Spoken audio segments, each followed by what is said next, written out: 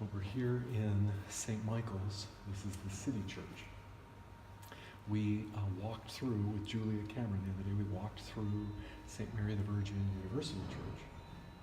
City church, university church. You getting this? Yeah. That's sort of the seat of the university. St. Mary's, they call it. And this is the town. This is the parish church for the town. The building that you're seeing here is not sham Gothic. Okay, this is the real article. This is 14th century, so that means that much of this nave and these Gothic arches and columns and all would have been here in John Wycliffe's day. John Wycliffe comes to Oxford about the 1340s, and he dies in 1384. He was exiled from Oxford. He was tried twice at St. Paul's in London. And in one of the trials is famously called the earthquake trial. They don't really have earthquakes this isn't the Ring of Fire, is it? In our part of the country page, it's the Ring of Fire. And so we have volcanoes and we have earthquakes. They do happen from time to time. But Britain doesn't, and if they did, a lot of these stone structures wouldn't be around, would they?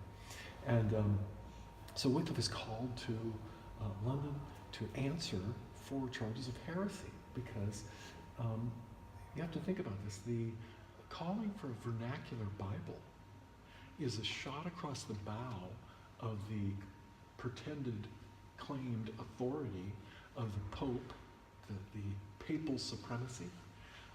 You don't need a vernacular Bible because of papal supremacy. In the Middle Ages, the Pope tells you what to believe. So that's just the understood. So think pre-Reformation, think even pre-Wycliffe, think contemporary with Wycliffe. That's the mentality. And you were off the hook. You know, if you just followed what the preaching friars said, if you paid your indulgences, if you jumped through the hoops, if you came to worship and didn't understand a word of it, right? You would come into this church, the city church. This is where the peasants, this is where the butcher, the baker, the candlestick maker would come and worship God. They didn't have pews. These are a Victorian edition here. You would have come into church and you would have stood. Now, if you were older, if you were, infirm or something like that, you could bring a stool with you, maybe. If you were, upper class, but part of the town, not part of the gown, then you might bring a stool, or a servant might bring a stool with you. But they didn't have built-in stools. And of course, up here in the chancel, well, they called it the altar, right? Why is it called the altar in the Middle Ages? They still call it that in churches. We Protestants should never call it the altar, right? Nor should they call it the stage. Per our conversation, our lengthy conversation this morning about entertainment as worship. It may be worship, but it's not the worship of God. Because it's a stage is something that somebody gets up on and does something for you. They entertain you. It's inherently me taking in something from someone else. And usually it leans toward the amusement side of things. Amusements, right? We're into poetry and writing and all of that. We're into the muses, right? We think that's actually a good thing. Amusement is like saying, I don't want to think. I don't want to use my mind and my imagination. Listen, if you want to be a good writer, really curtail your intake of amusement, because you'll burn up thrill juices. You only have so many. You're going to use them up on fleeting things that are horizontal, that will rob you of the ability to actually think and imagine and create. So we want to be careful of that. So we're not going to call it a stage. Architecturally, it's the chancel. That's what I always call it. It's the chancel. But I hear all the time, pastors referring to, this is the stage. Well, if it's a stage, then something other than Christian worship is happening here. And in the Middle Ages, they weren't tempted to call it a stage, although in some respects it was kind of a stage. I'll get to that in a moment. But they called it the altar because the central act of medieval worship was the re-sacrificing of Jesus Christ by the priest. The transubstantiation of the Mass. Think Calvin and Hobbes, right? He transmogrifies into some great hero, on some other planet or whatever. The priest was actually believed to be, taught the people that he was performing a miracle. And that miracle was actually taking common elements, the bread, the wine, and transubstantiating them, taking the substance of them, and turning it into the body and blood of Jesus. And the Reformers would take this on in a big way. One of the first treatises that John Calvin wrote was a treatise on the Lord's Supper, because it was such an important thing to unmask. This is not a re-sacrificing. That is not an altar. But back to the entertainment and being a stage, think about the lives of people in the 1300s. That's when this church was built. In the 1300s, in Wycliffe's day, here. Their lives were monochromatic. They didn't have pictures on the walls. They didn't have plaques on the walls like we're seeing here. They didn't have stained glass windows in their house. They probably didn't even have windows in their house. Wattle and daub, it's made out of dung, it's made out of straw, it's made out of horsehair, it's made out of whatever they can pick up along the way.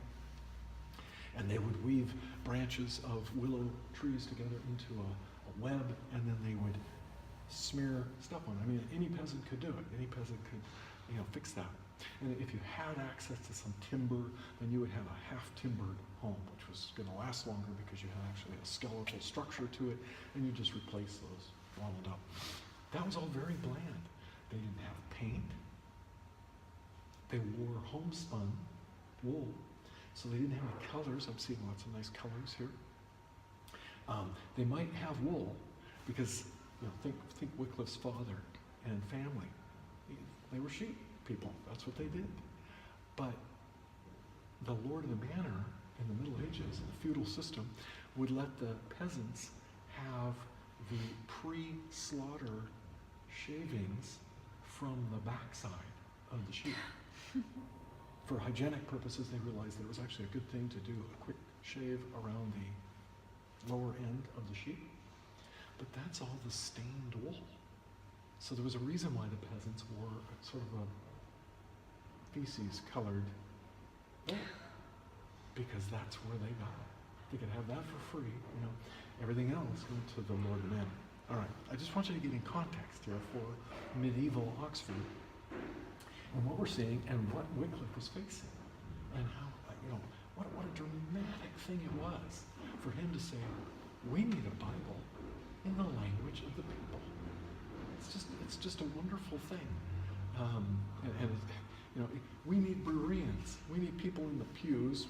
Didn't have pews, but we need people standing here who are hearing the Word of God in their own language, and they're diligently searching the Scriptures to see if these things be true. Wycliffe is doing this 100 years before there would be movable type printing, thanks to Johann Gutenberg. In the providence of God, Johann Gutenberg would have been around for 50 years or so when Martin Luther begins rediscovering, by the grace of God, rediscovering the gospel and writing. I mentioned Savonarola to you earlier. Move over to Florence for a moment. The most prolific writer, Oxford Creative Writing Masterclass were about writing, right? And about publishing and all that. The most prolific writer of the 1400s, of the 15th century, was none other than the pre-reformer Girolamo Savonarola. The most prolific writer of the 16th century was not Shakespeare, that's 16th century, right? It was Martin Luther.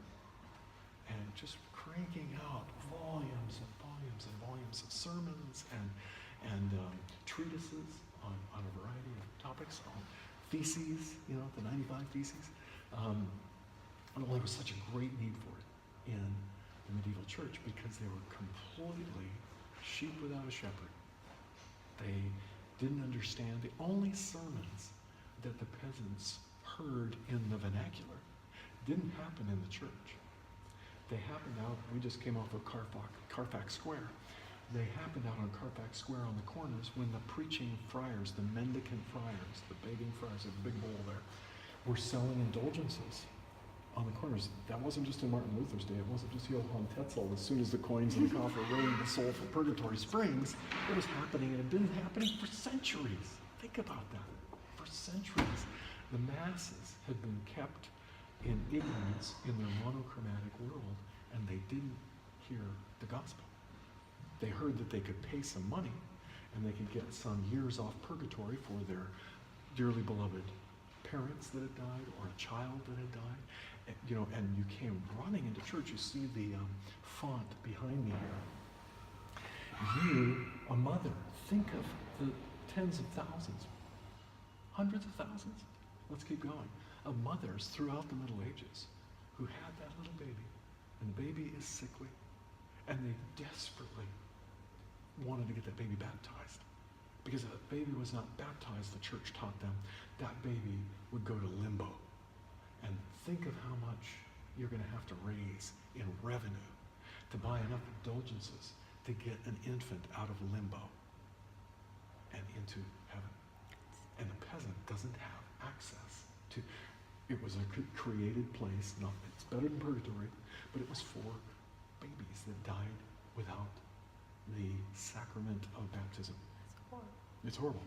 Think of the anguish of mothers for centuries, because, and they had high infant mortality rates, so lots and lots of mothers lost lots and lots of babies and couldn't get them baptized first. You hoped and prayed that you didn't have your baby in November in Northern Europe, right? If you go in graveyards, look at the dates. People died.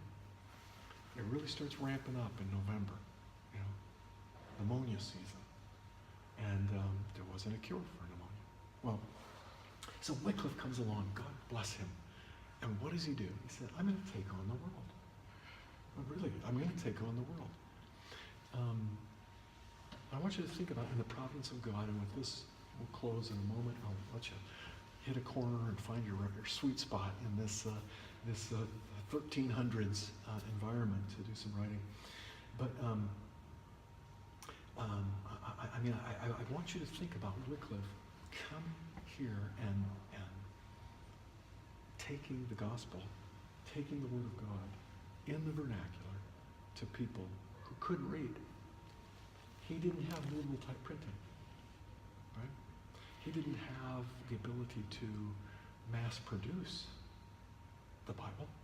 That would have discouraged me. There would have been a lot of things that would have discouraged me, like monarchs and bishops and archbishops that say, burn him at the stake or off with his head.